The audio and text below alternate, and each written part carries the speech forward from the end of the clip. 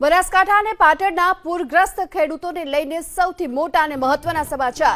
બનાસકાંઠા પાટણના પૂરગ્રસ્ત ખેડૂતોને ચૂકવાશે ઐતિહાસિક સહાય। ગુજરાતમાં પ્રથમવાર ખેત પેદાશના ઉત્પાદનનો અંદાજ મૂકી અને સહાય ચૂકવાશે।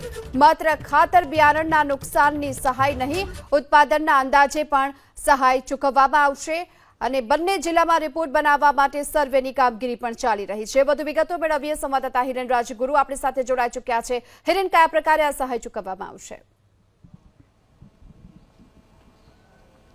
જો ગીતા, અત્યાર સુધી એવું થતું હતું કે કોઈ પણ જગ્યાએ આ રીતના પૂર આવે અને ખેડૂતોને નુકસાન થાય તો તેમાં ખાતર બિયારણનો અંદાજ મૂકી અને કેટલું નુકસાન થયું છે ખાતર બિયારણનું તેના અંદાજ પ્રમાણે ખેડૂતોને સહાય ચૂકવાતી હતી। પરંતુ આ ચોમાસું સિઝન છે, વાવણી કરી હતી ખેડૂતોએ બનાસકાંઠા અને પાટણ બંને જિલ્લામાં, અને એ જિલ્લામાં જે વિસ્તારની અંદર પૂર આવ્યું છે, પાણી ભરાયા છે, ત્યાં સંપૂર્ણ સિઝન ખેડૂતોની નિષ્ફળ ગઈ છે। જેના કારણે આ વખતે એવું થશે, ગુજરાતના ઇતિહાસમાં પહેલી વખત જે સહાય ચૂકવાશે ખેડૂતોને પાટણ અને બનાસકાંઠાના, તેની અંદર એ જે તેમની જમીન હતી, જમીનમાં જે તેમણે વાવણી કરી હતી એ પાક કેટલો આવે તેવો અંદાજ હતો અને એની બજાર કિંમત કેટલી હોય તે પણ ગણતરી કરવામાં આવશે અને એ મુજબ સરકાર સહાય ચૂકવશે। એક રીતે કહીએ તો પહેલાં જે પાક વીમાની પ્રક્રિયા હતી, જે સિસ્ટમ હતી ગુજરાતની અંદર, એમાં વીમા કંપની જે રીતે પાક નિષ્ફળ જાય તો એમાં ખાતર બિયારણના ખર્ચ ઉપરાંત